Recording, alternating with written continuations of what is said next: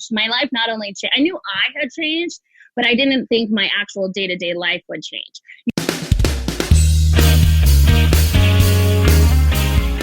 Hi, I'm Maria, otherwise known as the Fit Foodie. I'm a chef, holistic nutritionist, author, inventor, and mom. And I want to welcome you to my podcast. It's called Recipes for Your Best Life. And with every episode, I'm peeling back the onion on fitness, nutrition, health, wellness, and family. The truth is, you're the chef of your life. And for every important pillar, there's a great recipe worth sharing. So every week, we'll explore them together. Think of it as food for thought that you can really sink your teeth into. So join me, and let's squeeze the joy out of this life, because you only get one. Can I get a fork, yeah? Vulnerability is something that doesn't come naturally to a lot of people, but as we all know, it is a huge pathway to growth. And Ali Vincent, who was the winner of season 5 of The Biggest Loser, is a shining example of that.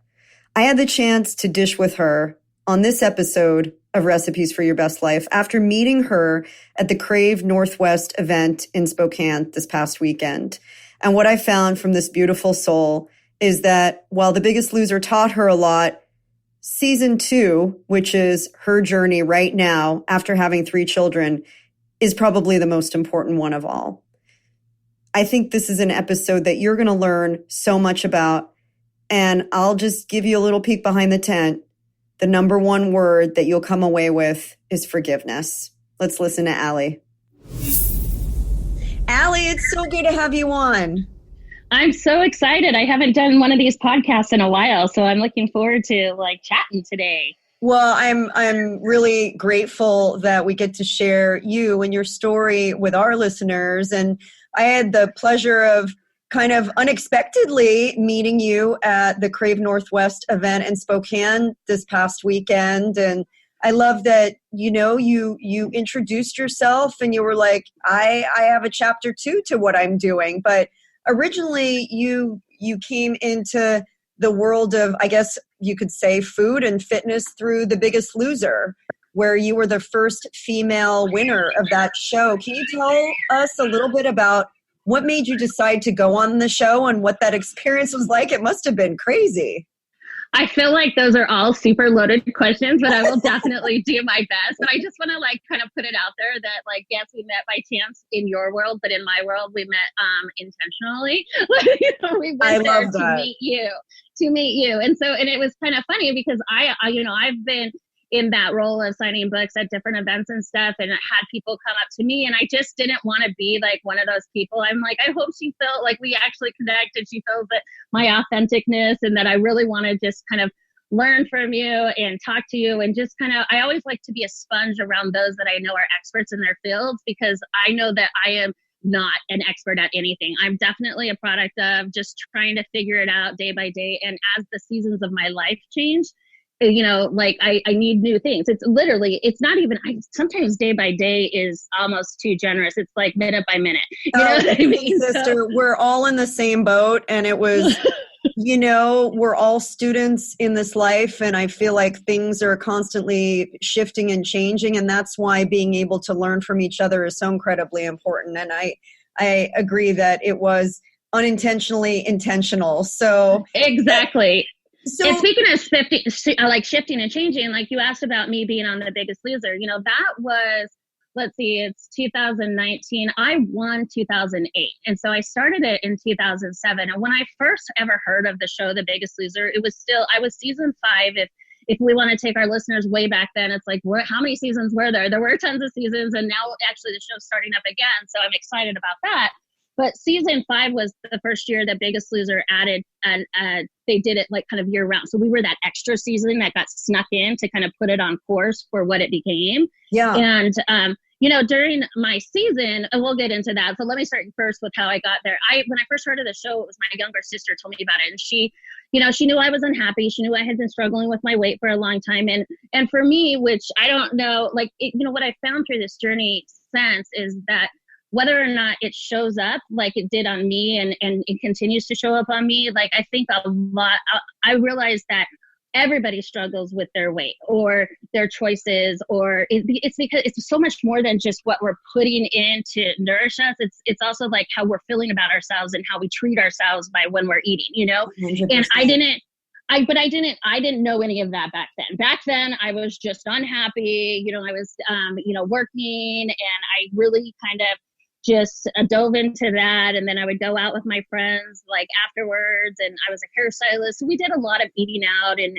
you know, and indulging in beverage and stuff like that. You know, we had our Taco Tuesdays were never just tacos though. They were like chimichangas and different things like that, you know, and loaded lots with of margaritas. I mean, yes, margarita it's something city. that it taunts us all. So, I mean, so your sister who I got to meet too, and she's lovely. She was like, you know, there's the show. What do you think? And what was your initial thought? Were you like, wow, that's a big commitment? Yeah. So originally it was my younger sister, which you will meet, but you haven't met. But I got 2 sisters, 2 brothers, so you never know.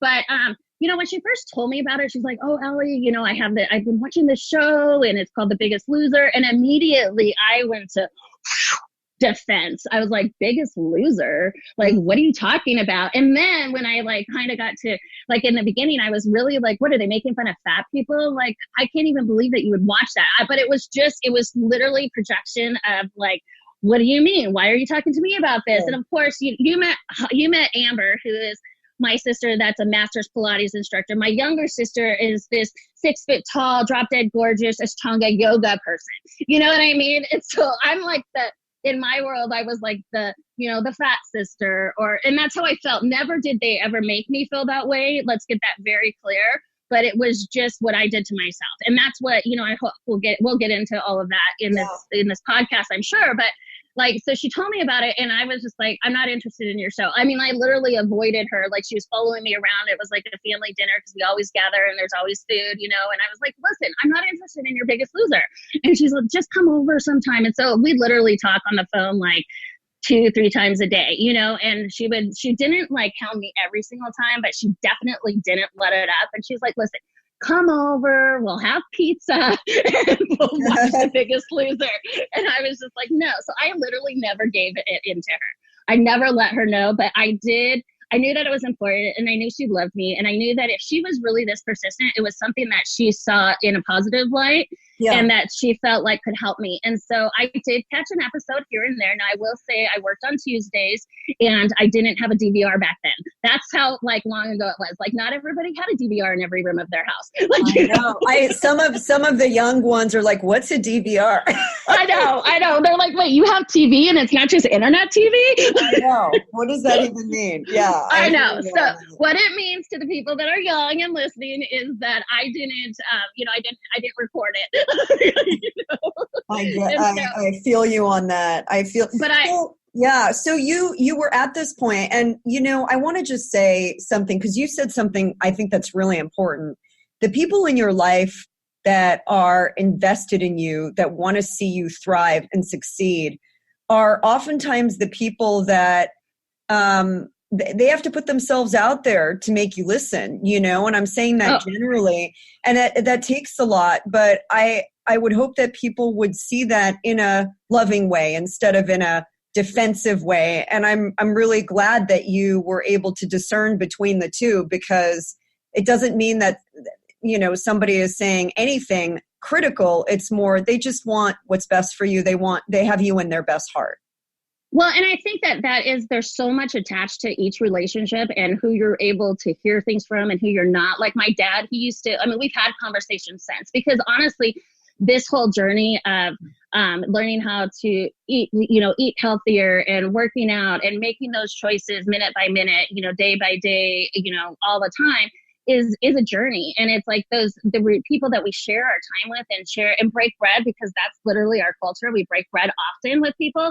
You know, we have so much that comes behind that. So like my dad, for example, he would be like, listen, are you sure you want another helping, Ali? And I'd be like, and for me, it would just make me so angry that I'd be like, yeah, I want another helping. Whether I did or not, I even made it bigger and I made sure I finished it. Do you know what I mean? Yeah, because I was going to show him, not that, and that's just so stupid and silly because it did nothing to him, and it punished me even more.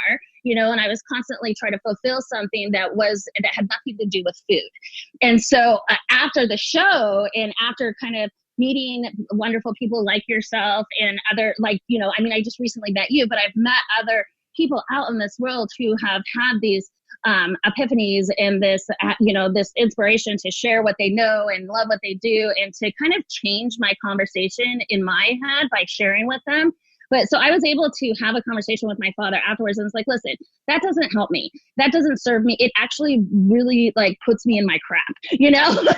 Why don't you say, instead of, I'm sure you want another helping, why don't you say, hey, Ali, wait, not wait, but hey, did I show you this? Distract me. Distraction works well for me because the truth is I'm not hungry. You know what I mean? It's just there.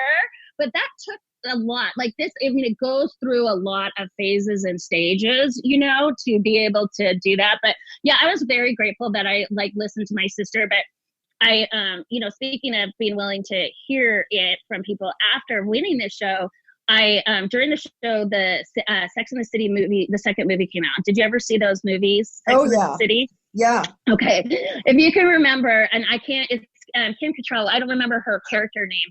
But she was the one that went to California and was in love with her boyfriend, but she comes back for the baby shower. Remember it was at Sarah's house at Charlotte's baby shower. And they open the door and she's got the little pudge.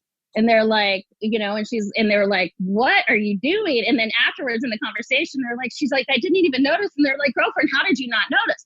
And I was like, oh my gosh, if I only had some girlfriends that had the courage to speak up to me more, I might have stopped myself sooner. You know what I mean? And it's not like it's their fault or not like anything like that. Don't hear that, please. But it was just, it wasn't something that I guess I was open to. So a lot of people didn't have the courage to share with me. So I think that, you're right. It's important to be able as a friend to find a way to let your friends that you're concerned about hear it. Yeah. And you're right. There is a way to do it with tact. So, okay. So you're like, I'm going to do this show, and this show is a commitment. I mean, what did you think going into it? Were you like, wow, I'm all in now. What's going to happen? Or I'm just curious. And I'm sure everybody listening is like, what was going on in your head during this whole time? You're on TV, you're subject to what they're showing as your story. That had to be intimidating. Well, that part is hugely intimidating. And actually, when the show started to air, I was already eliminated. So my season, I was eliminated and came back.